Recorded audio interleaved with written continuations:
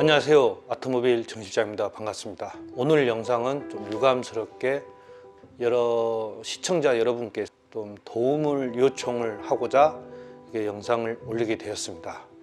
다름이 아니고 9월 1일 날 제 아들하고 아들 친구들과 그리고 아들 친구 부모님과 제 아내와 같이 함께 축구 경기를 하러 갔다가 올라오면서 부득이하게 교통사고가 나게 되었습니다. 부주의로 운전을 해서 교통사고를 내는 게 아니고요. 가만히 정석주행으로 가고 있는데 뒤에서 과속으로 뒤를 부딪히게 되었습니다. 그래서 충돌이 좀 일어나고 상황이 좀 우리 가족에게도 이런 일이 생기는 거구나. 제가 늘 자동차 사고에 대한 눈으로만 뉴스를 보고 이렇게 됐는데 역시 우리 가족에도 이러한 일이 생길 수가 있구나. 참 마음이 좀 착잡합니다. 지금 제가 이렇게 영상을 올리는 이유는 여러 시청자 여러분께서 아마 저보다 더 월등히 나으신 분들이 계시지 않을까 싶어 도움을 좀 받고자 이렇게 영상을 올리게 되었습니다. 제가 개인적으로 저도 자동차 쪽으로 수리를 하고 있지만 여러 사고 방향, 어떤 사고에 대한 어떤 처리, 보험 처리나 이러한 경험을 몇 번 가져보았습니다.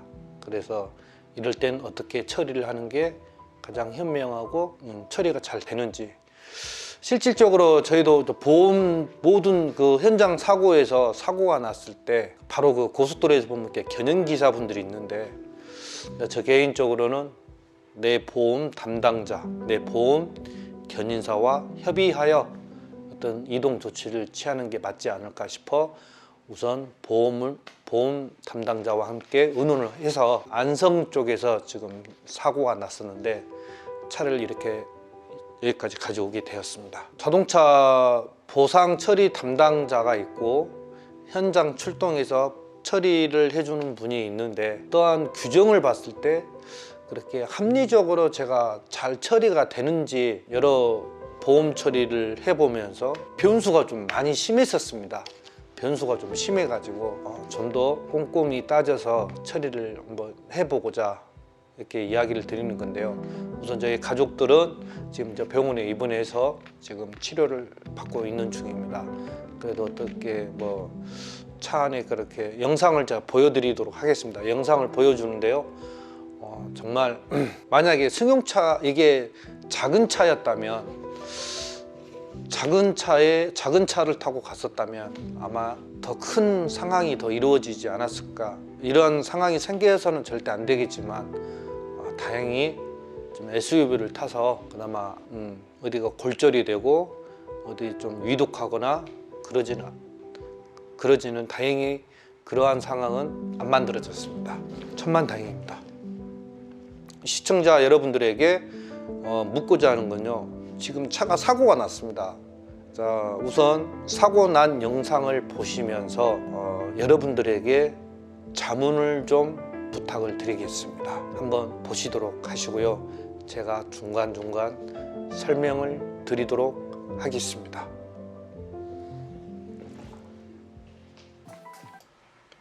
자, 여기 지금 지금 후방입니다. 자,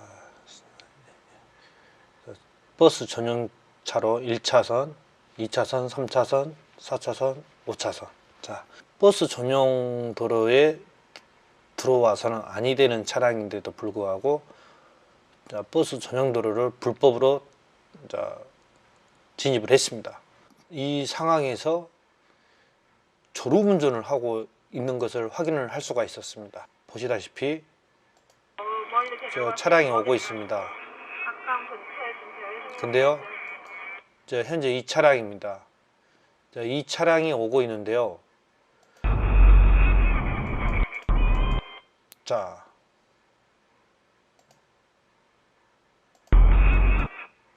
지금 버스 전용도로 차선을 넘어서서 지금 옆에 차가 있는데 졸음 운전을 하고 있는 게 판단이 내려집니다.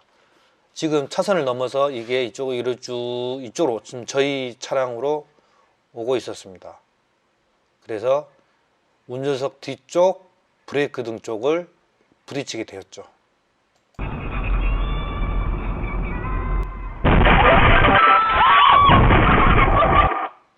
자, 이러한 상황으로 저 옆에 카니발 차량을 충돌을 일으키게 되었습니다.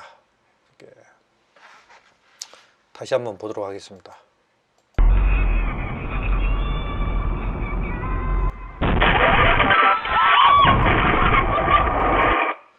딱 봐도 이쪽만 뒤에만 충격을 입히고 튕겨서 저쪽 카니발 차량으로 간 게 확인이 되었습니다.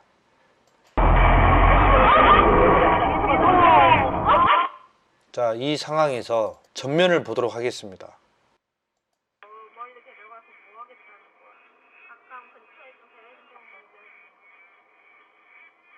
여기서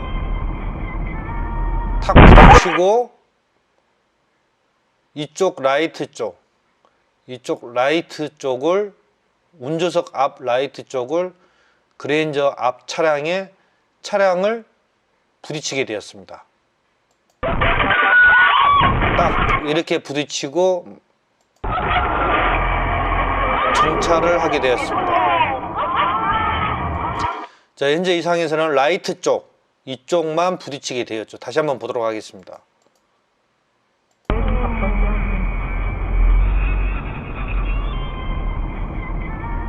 부딪히고 라이트 쪽. 자, 이러한 상황이 생겼습니다.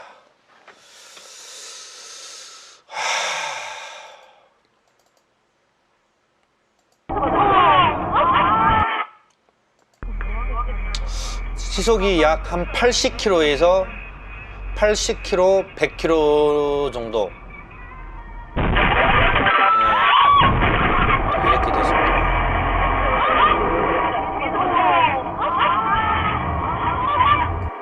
이럼에도 불구하고 에어백은 전혀 터지지를 않았습니다. 자, 여기서 견인 차량이 이제 와서 조치를 취하게 되었습니다. 자, 여기서 차량 사고 부위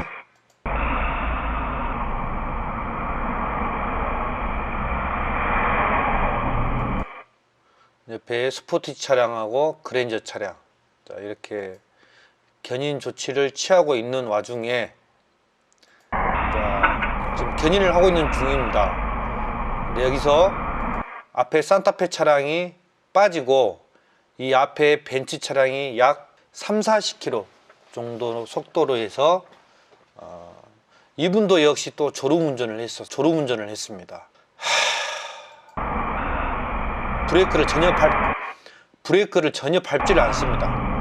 그냥 와서 탕 박아버리는 순간 전면에 운전석, 조수석 에어백이 터졌습니다. 이렇게 전면을 와서 부딪히게 되었습니다.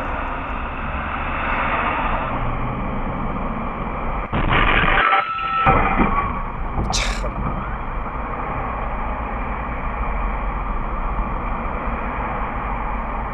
견인 중에 교통사고가 났을 때 응급조치 사항이라는 건 사고가 났을 때 견인 차량들이나 119 차량도 오고 그랬습니다.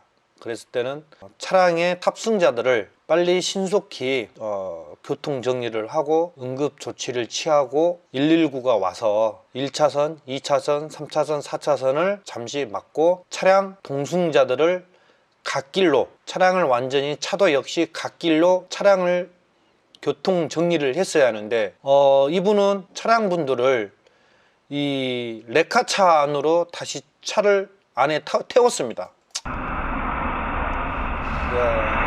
아파서 이제 이렇게 해서 또 앞에 차에 또 충격으로 인해서 차 안에서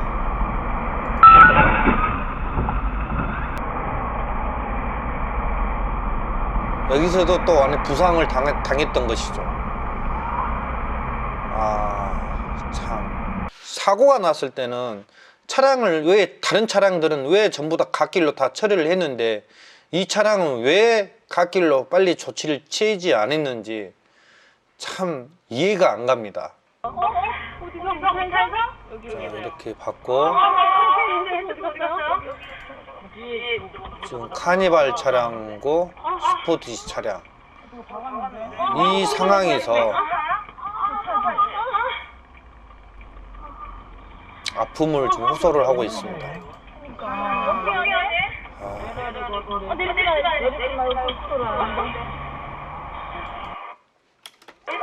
자, 여기에서도 또 다른 사항이 사고가 날 우려가 있었던 것입니다.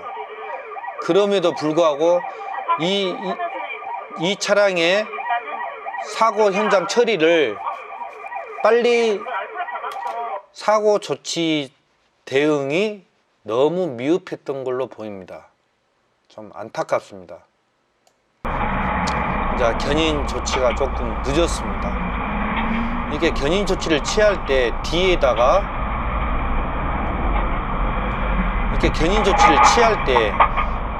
안전 삼각대를 대놓던가 어떠한 사고의 유무 확인을 알림을 좀 했어야 했는데 그걸 이 견인 기사분이 조치를 취하지 못했습니다. 만약에 그렇게 어떠한 견인 사고 현장에 사고에 대한 어떤 견인 조치를 안전 유무를 삼각대라도 놔두었다면 이러한 또 사고가 생기지 않았을까. 이렇게 차들이 계속 빠져나가는데 미처 생각지도 못하고 부딪히게 돼버렸던 거죠.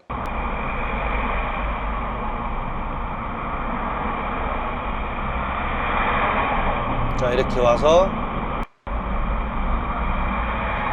부딪히게 됐던 거죠.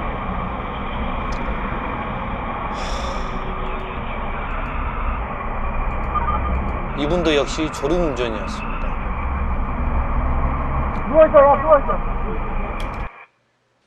자, 이제 보시다시피 스포티지 QL 스포티지 차량이 버스 전용 도로에서 이쪽을 부딪혔습니다.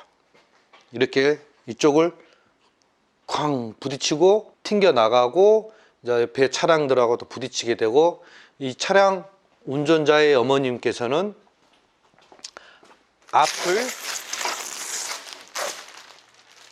여기 앞에 그랜저 TG 차량과 부딪히게 되었습니다. 이쪽을 말입니다. 자, 이쪽을 부딪히게 되었고요. 스포티지 QL 차량은 이쪽을 부딪혔습니다. 그리고 벤츠 차량이 견인 중에 전면을 부딪혔습니다. 전면을 주행을 오면서 졸음운전으로 부딪히게 되었습니다. 여기에 충격은 아마 어마어마하게 컸죠. 근데 리어 사이드 에어백, 자, 이 에어백 쪽으로 해서는 에어백이 전혀 터지지를 않았습니다. 좀 황당합니다. 자, 이렇게 여기를 탕 부딪히고 튕겨 나갔던 거죠. 예, 튕겨서 밀려 나갔던 겁니다. 이쪽으로 부딪히고 이제 이쪽이 지금 들어오게 됐죠. 지금 현재 이 차량은 5인승입니다. 만약에 7인승이었다면 여기에도 좌석이 있었으면, 의자가 있었으면 아마 뒤에도 후측방 에어백이 있지 않았나. 그렇지만 외람되게 얘는 5인승이어서 에어백이 없었습니다. 보통 에어백이 리어 에어백 센서가 이 배터리 쪽으로 센서가 감지되게끔 되어 있는 걸로 알고 있는데, 현재 이 차량은 검토를 해보니 에어백 쪽에 배터리 센서가 있으나 이 차량은 에어백 센서가 붙어 있질 않았습니다. 이쪽을 부딪히고 그 다음 벤츠가 이쪽으로 와서 이렇게 네, 벤츠가 이렇게 전면을 와서 부딪히게 되었습니다. 퍽 부딪혔죠. 그러면서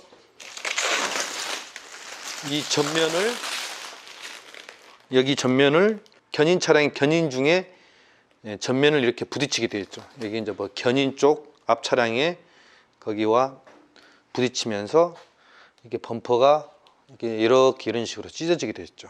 자, 이러한 상황으로 지금 이루어져 있습니다. 자, 현재 사고 현황 상태와 조금 관심 있게 주목적으로 봤던 이 내용들에 대해서 잘 보셨는지요? 이렇게 제가 영상을 올리게 된 계기는 보험 처리에 이렇게 보상 처리에 가장 큰 문제가 있었습니다. 스포티지 그 차량에서는 대인 처리는 무한대라 그랬어요. 근데 대물 처리는 2천만 원밖에 안 된다. 제가 알기로는 보험 처리, 어떤 약간 보험 계약했을 때 대인과 대물 처리가 이렇게 오차범위라 그럴까요? 좀 너무 차이가 우아했고요. 스포티 차량으로 차 처리가 안 되니까 전손을 시켜라.